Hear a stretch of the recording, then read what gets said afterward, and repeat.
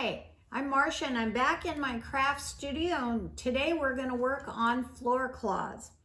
A floor cloth is simply a canvas that you use for an area rug, and you paint a design on it and you can walk on it. So the history of floor cloths started in England in the 1700s, and professional painters, artists would paint floor cloths for their clients.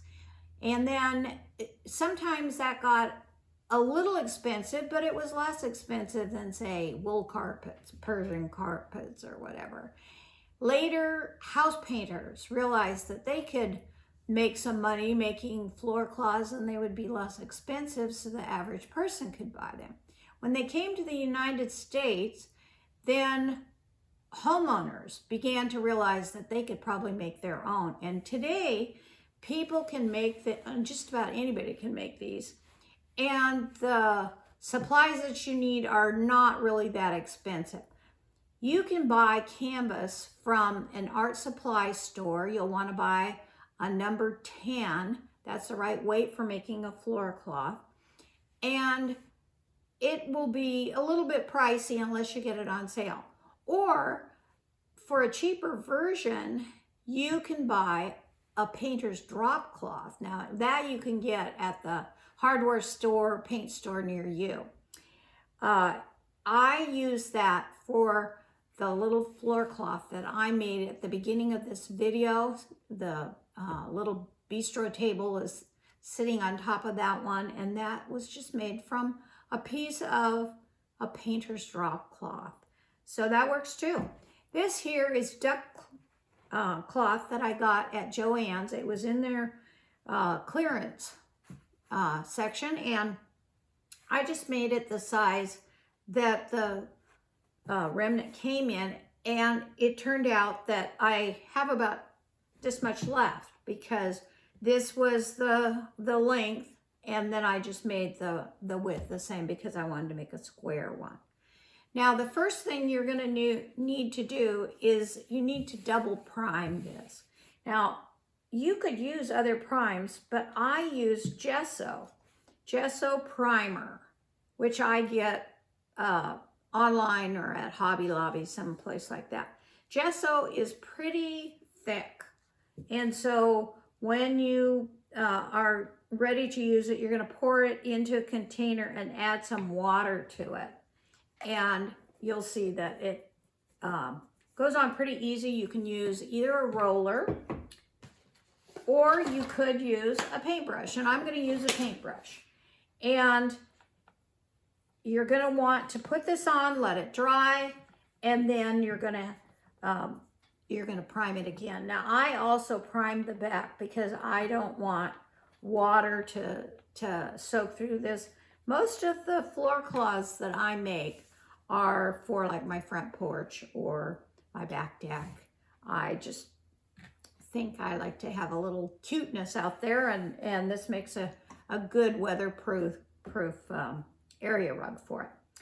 So years ago, I got interested in floor cloths, and truthfully, I don't remember what was my first exposure, but I found that a lot of them seemed quite formal, and I am not into formal.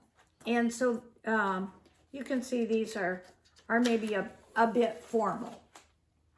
Well, then in my search for ideas for inspiration, I came across Kathy Cooper.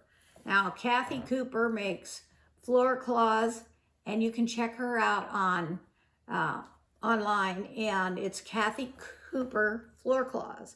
She does, she sells floor cloths, but she also has workshops. Early on, when I decided to paint, I ran into a problem, and I even sent her a text and she answered. Isn't that great? So she has some very whimsical, very colorful floor cloths, and they inspire me.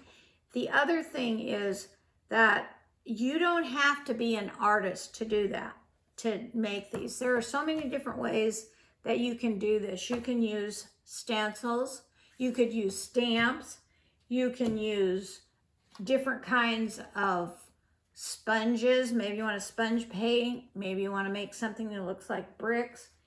So there's lots of different ways to do it.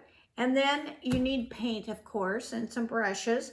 Your paint can just be some acrylic craft paint, or I sometimes use my little sample paints that I get from the, usually from either Lowe's or Home Depot.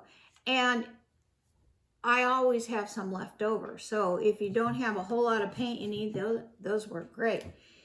And then you're going to need different size brushes for the different things that you're going to do. If you're going to do something graphic, then you're going to need a straight edge, and you'll need tape to make your straight lines.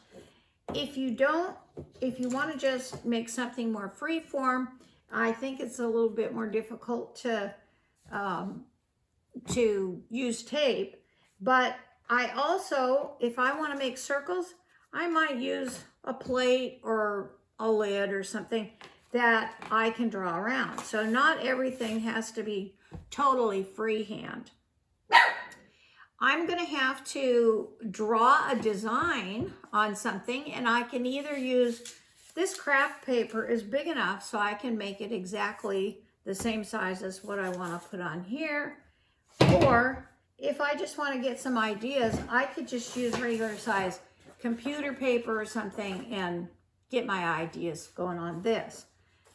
I hope that you can tell that I have drawn lines around the outer edge of this, and this is for the hem. Now, if you're making a larger floor cloth, then you probably need to leave a wider amount for your hem. There's two ways to make hems. If you have a sewing machine that is sturdy enough and a heavy duty sewing machine needle, then you can sew it. That makes it nice and sturdy. I fold over twice and sew through that. The other way is with the rug tape. Now, I prefer the sewing machine because I find that the rug tape sticks to other things. Sometimes it wads up on itself or whatever.